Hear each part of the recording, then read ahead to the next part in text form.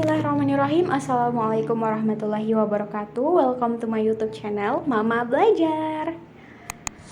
Pada video kali ini saya akan bahas tentang jangan tertawakan perbuatan dosa orang lain. Oke.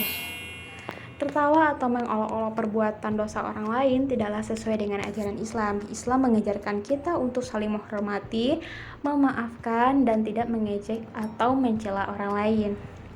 Terdapat beberapa hadis dan ayat Al-Quran yang membahas tentang ini. Yang pertama, hadis Nabi Muhammad SAW, barang siapa yang mempertahankan kehormatan seorang muslim, Allah akan mempertahankan kehormatan dirinya di dunia dan di akhirat. Yang kedua, dalam Al-Quran surat Al-Hujurat ayat 11, hai orang-orang yang beriman, janganlah suatu kaum merendahkan kaum yang lain.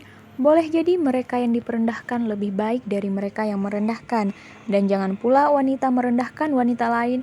Boleh jadi mereka yang diperendahkan lebih baik dari mereka yang merendahkan. Janganlah kamu mencela dirimu dan jangan pula saling memanggil dengan gelar-gelar yang buruk. Seburuk-buruk panggilan ialah panggilan yang buruk sesudah iman, dan barang siapa yang tidak bertaubat, maka mereka itulah orang-orang yang zalim. Ibnul Qayyim juga pernah berkata, setiap maksiat yang dijelek-jelekkan pada saudaramu, maka itu akan kembali kepadamu. Maksudnya, engkau bisa dipastikan melakukan dosa tersebut. Pesan yang dapat kita ambil adalah pentingnya menghindari merendahkan atau mencela orang lain. Sebagai umat Islam, kita diajarkan untuk berbuat baik, memberikan nasihat dengan kasih sayang, dan menjaga akhlak yang baik dalam segala situasi. Dalam kehidupan rumah tangga, kita sering mendengar adanya perselingkuhan, perceraian, perzinaan, bahkan adanya pembunuhan. Namun dalam Islam, ketika kita mendengar atau melihat aib orang lain atau dosa orang lain, ada beberapa hal yang perlu diingat dan diucapkan. Yaitu pertama, kita perlu menjaga lisan kita. Penting untuk menjaga lisan kita agar kita tidak menyebarkan aib orang lain dengan ikut serta dalam gosip atau penyebaran informasi yang dapat merugikan orang lain. Yang kedua, kita perlu berdoa.